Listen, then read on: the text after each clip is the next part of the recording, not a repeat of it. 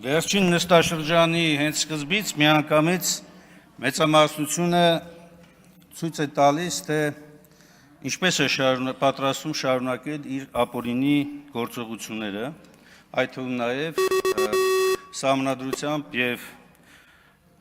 օրենքներով նախատեսված լիազորությունները չարաշահելով։ Ուզում եմ արձանագրել երկու կարևոր հանգամանք։ Նախընթաց ամբողջ ժամանակահատվածում դուք վերից վար ոտնահարելով սահմանադրական կարգավորումները ոչ միայն արհամարել եք ժողովրդի վստահության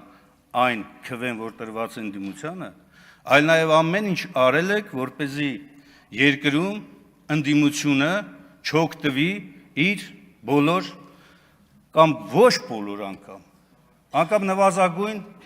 հնարավորություններից եւ իրավունքներից։ Ես ուզում եմ հիշեցնել ոչ միայն իմ գործընկերը արդեն նշեց այն արատավոր վարքագիծը, որ դուք ցուցաբերում եք, խորհրդի մասն եք խոսում, պարոն Սիմոնյան, ես մի երկու անգամ ներկա եմ եղել, դուք անգամ ընդդիմությանը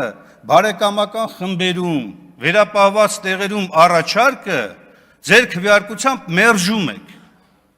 այն նվազագույն իրավունքը, որ տրված ընդդիմությանը, ձեր մեծամասնությամբ մերժում եք, դուք մերժում եք ընդդիմության առաջարկները ազգային ժողովի նիստերում հարցեր քննարկելու, դուք առհասարակ ամեն ինչ եք մերժում, դուք մերժել եք նաև Հայաստանի Հանրապետությունը, դուք մերժել եք Արցախի Հանրապետությունը, դուք մերժել եք Հայաստանի քաղաքացուն, հիմա եկել եք այստեղից կանգնել եք, հոխորտում եք ընդդիմության վրա, ինչի՞ չեք գնում ծանոթանալ, մեծ մասը ընդդիմության ապօրինի քրեական գործերի հարուցման տակ է, ներառյալ ես, այո, եւ ըստ օրենքի ես իրավունք չունեմ փաստորեն ծանոթանալու այդ զեկույցի։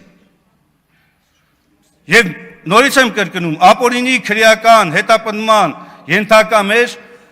գործընկերների մասով։ Հիմա դուք հոխորտում եք ում վրա, հոխորտացեք իրավապահ մարմինների վրա, որ նման ապօրինություններ չանեն։ Հոխորտացեք ձեր գործընկերների վրա, որ արհեստական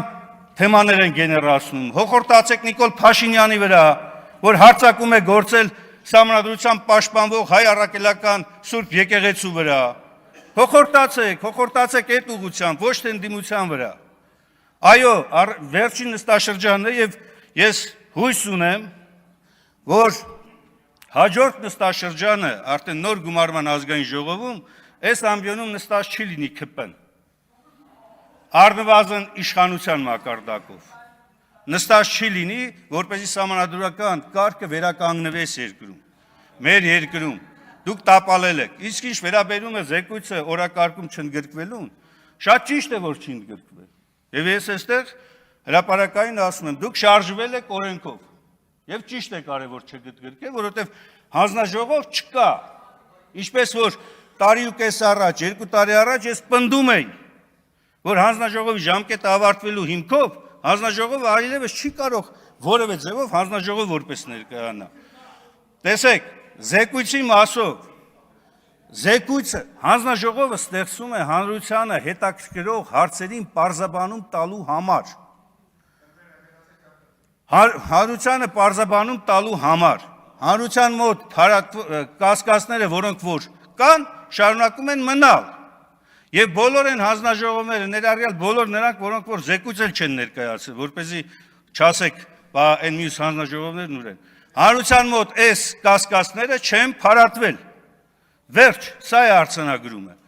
Իսկ ինչ վերաբերում է բոլոր են հարցադրումներին, թե ով է պատասխան տալու վաղը մյուս օրը, ես համոզված եմ, որ իշխանության փոփոխությունից հետո այն իշխանության ժամանակ, երբ տեղ են ունեցել ենթադրյալ հանցանքները,